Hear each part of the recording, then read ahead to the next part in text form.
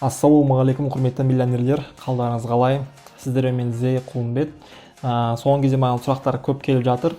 Freedom Finance жайлы, осы YouTube-тан келіп жатыр сұрақ, және мен Telegram каналдарынан келіп жатыр. Егер мен Telegram каналыма тіркелмеген болсаңыз, тіркеліп қойыңыздар.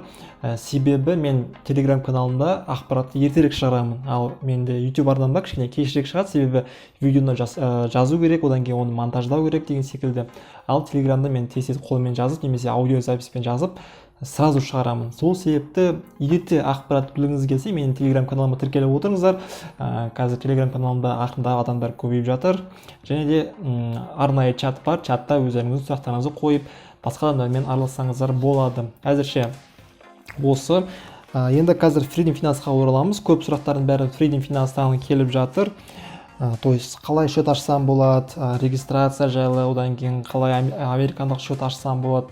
Оның бәрін қазір қарапайым немен айта кетемін, бірақ айтпай тұрып, мен қазір сіздерге өзімнің Freedom Finance-тан алған картамды көрсетемін. Қалай алдым, қанша күн күттім, сол нюанстарды қазір файлға салып қойғанмын. Мен Freedom Finance-тан примерно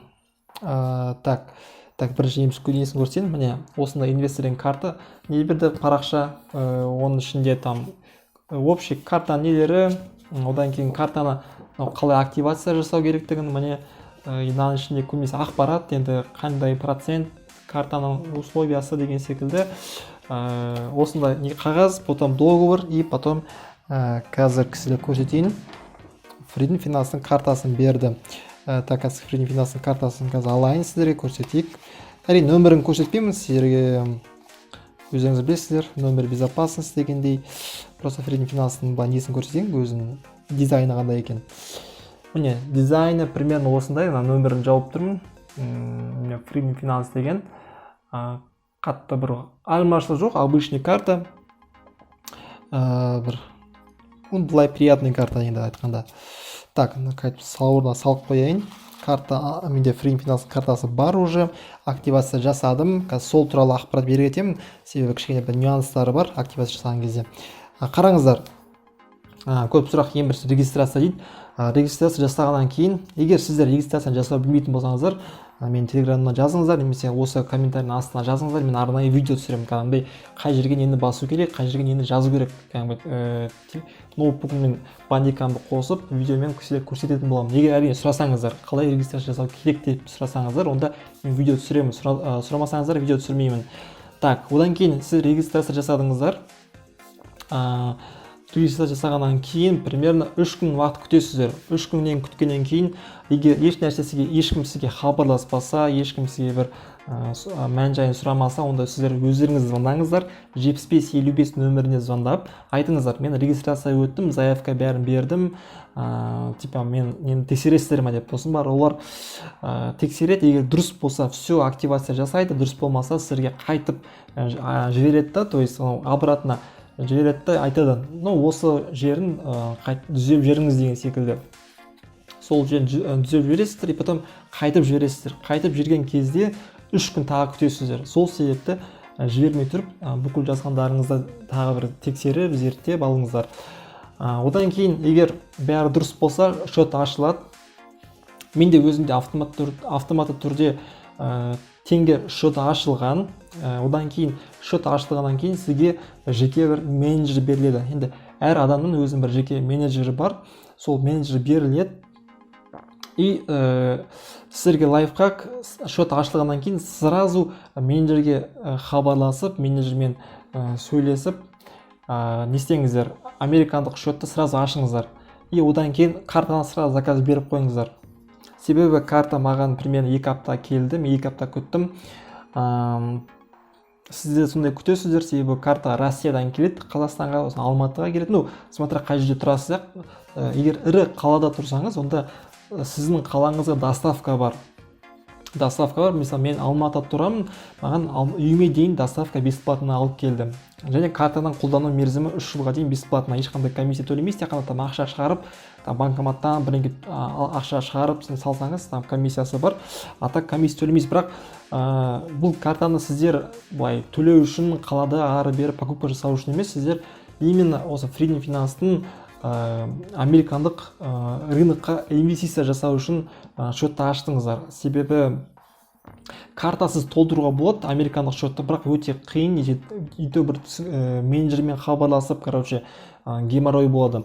Ал картамен ыңғайлы. Сіздер мысалы егер Каспи банкпен аударған тиімді, Халық банкпен мен көрдім, комиссиясы $100 $2 болса, $100 $2 комиссия, ал Каспи банкте $100 $1 Сол себепті Каспи банкпен выгодно. Там адамдардың айтуы бойынша $250-350 дейін Каспи банкпен выгодно. Қалай перевод жасайсыздар? Картаның нөмірі бар. Каспиге кіресіздер, международный переводқа басасыздар, сол жақтан уже осы картаның нөмірін жазып аударасыздар. Автоматты түрде конвертация болады, то есть бұл ешқандай қиындық жоқ. Осы картаға түскен кезде, Freedom Finance картасына сіздерге автоматты түрде доллармен түседі ақша. И плюс тағы бұл жақта бір жақсы бір жаңалығы бар, жақсы бір енді приятный сюрприз дейді. Егер сіздерде мысалы сіздерде американдық счет ашылған кезде екі счет ашылады. Біреуі D-дан басталады, екіншісі обычный счет нөмірмен басылатын. Біреуі депозитный, D деген депозитный, екіншісі обычный счет. Көбінесе акция алған кезде сіздер обычный счетқа аударасыздар, потом барып акцияны сатып аласыздар. Депозитный счетпен сіздер уже депозитте ақшаңыз тұрса, сіздер просто ақша тұрған үшін годовой 3% түсіп отырады доллармен, және күн сайын түсіп отырады. То есть ай сайын емес, қазақстандық қазақстандық депозиттерде көбінесе ай сайын түседі ғой.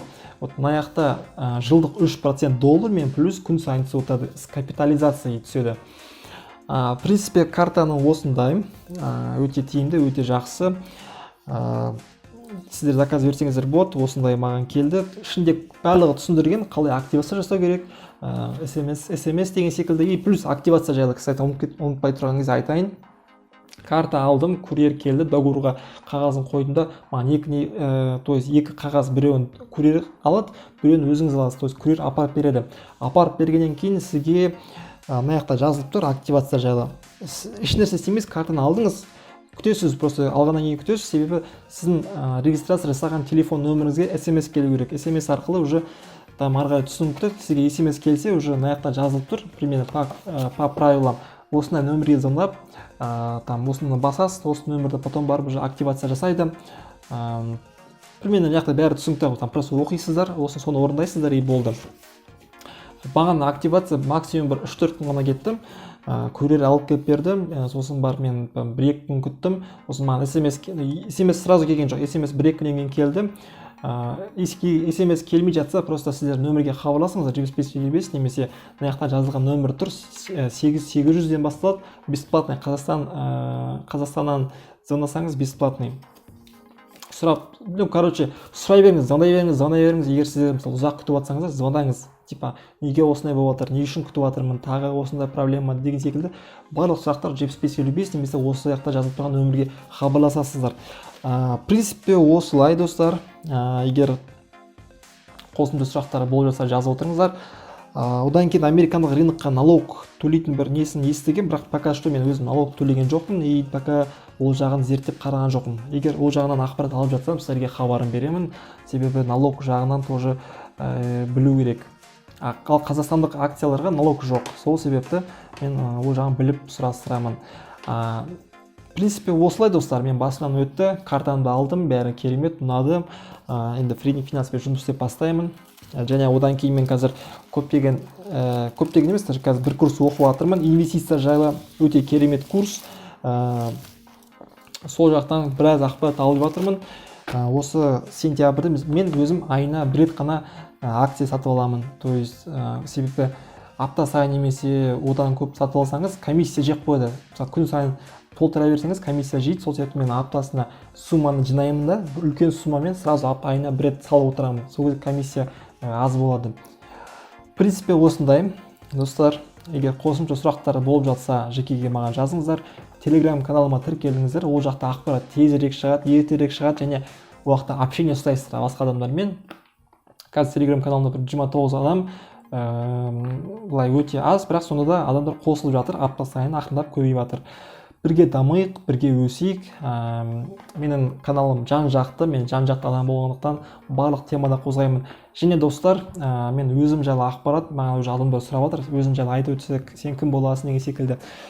Мен өзім жайлы ақпаратты YouTube арнамда 1000 подписчик болған кезде, одан кейін Telegram каналымда 500 подписчик болған кезде өзім жайлы бірнеше сағаттық видео түсіремін. Толыққанды сәйіктен бастап осы уақытқа дейін аралықта не болған, мен кіммін деген секілді сұрақтарға жауап беріп, өзім жайлы ақпарат беретін боламын. Оған дейін әлі ертерек, оған дейін әлі подписчик жинау керекпіз. Сол себепті мен жайлы көп ақпарат білгіңіз келсе, каналға тіркеліп, достарыңызды таратып отырыңыз, поделиться кнопкасын басып отырыңыз, комментарияға сұрақтарыңызды жазып отырыңыздар, лайктарыңызды аямаңыздар достар. Сіздермен болған Зея Құлымбет, келесі жүздескенше. Егер видео ұнаса, комментарияның астына сұрақтарыңызды қойып, видеома лайк басып тіркеліп отырыңыздар. Сіздермен болған Зея Құлымбет.